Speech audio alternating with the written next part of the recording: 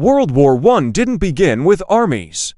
It didn't start with grand declarations or strategic plans. It began with a bullet. A single shot that dragged an entire continent and soon the world into 4 years of unimaginable chaos. This is the story of 1914, the year the world went to war. History is not just the past. It is the bridge to who we are today. Before that fateful shot, Europe was a powder keg, just waiting for a spark. The continent was carved up into two massive, rival alliances, armed to the teeth and simmering with suspicion. On one side, you had the Triple Entente, France, still bitter about its defeat by Germany decades earlier. Great Britain, the world's dominant naval power, watching Germany's growing ambitions with a nervous eye. And the vast Russian Empire, seeing itself as the protector of all Slavic peoples. On the other side stood the Triple Alliance, the powerful newly unified German Empire, hungry for its place in the sun. The sprawling multi-ethnic Austro-Hungarian Empire struggling to hold its diverse peoples together. And Italy, a nation with its own ambitions, playing a delicate balancing act between the two blocs. For years, these alliances maintained a fragile, tense peace. Everyone knew war was possible, but no one knew when or how it would start. Then came June 28, 1914, in the city of Sarajevo, in the Austro-Hungarian province of Bosnia. Archduke Franz Ferdinand, the heir to the empire's throne, was on a state visit. As his motorcade drove through the streets, a 19-year-old Serbian nationalist named Gavrilo Princip stepped out from the crowd, raised a pistol, and fired. The Archduke and his wife, Sophie, were killed. That single act of political violence lit the fuse. Within hours, the intricate diplomatic machinery of Europe began to grind, not towards peace, but towards war. Austria-Hungary was enraged. They saw the hand of their troublesome neighbor, Serbia, behind the assassination. They were determined to crush Serbia once and for all. So, they issued an ultimatum, a list of humiliating demands designed to be rejected. When Serbia, predictably, refused to accept every single point, Vienna declared war. The first domino had fallen, but Serbia was not alone. In St. Petersburg, Tsar Nicholas II saw Austria-Hungary's aggression as an attack on a fellow Slavic nation.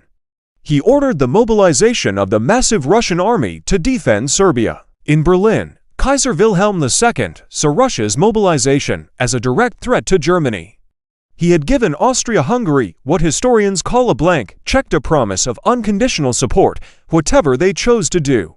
German generals, convinced that a war with Russia was inevitable, argued it was better to fight now than later, when Russia's army would be even stronger. The dominoes began to fall faster. Germany mobilized its forces and declared war on Russia. Knowing that France was Russia's ally, Germany didn't wait. It declared war on France just 2 days later. The Great War Machine, which had been building for decades, finally roared to life. In the first week of August, 6 million soldiers began marching to battle. Germany's plan for a two-front war was called the Schlieffen Plan. It was audacious, and it was risky. The idea was to knock France out of the war quickly, within 6 weeks, before the slow-moving Russian army could fully mobilize in the east. To do this, German armies would not attack France's heavily fortified border directly. Instead, they would perform a giant flanking maneuver, swinging through neutral Belgium to encircle Paris from the north. There was just one problem. Great Britain had signed a treaty guaranteeing Belgium's neutrality. When German troops crossed the Belgian border, London sent an ultimatum to Berlin: get out or face war with the British Empire. Germany ignored it. On August 4th, Britain declared war. The continent was now fully engulfed. The first battles of the war came like a lightning storm. The small Belgian army resisted the German invasion with heroic courage, slowing the advance and buying precious time for the Allies. In the south, France launched its own pre-war strategy, Plan 17, a headlong assault into the lost provinces of Alsace and Lorraine. It was a disaster, thrown back by German machine guns with devastating losses. The British Expeditionary Force, a small but highly professional army, landed in France and marched to meet the Germans. They clashed at Mins in Belgium, where British riflemen inflicted heavy casualties, but they were hopelessly outnumbered and forced into a long, grueling retreat. By early September, the Schlieffen Plan seemed to be working. The German army was on the outskirts of Paris. The French government fled the capital. It looked like the war might be over in a matter of weeks, just as the German generals had predicted. But then, the miracle happened. At the First Battle of the Marne, the exhausted French and British forces turned, regrouped, and launched a desperate counterattack. They found a gap that had opened between the German armies and exploited it, threatening to encircle the German right wing. The German advance shuddered to a halt. Stunned and overstretched, the German command ordered a retreat.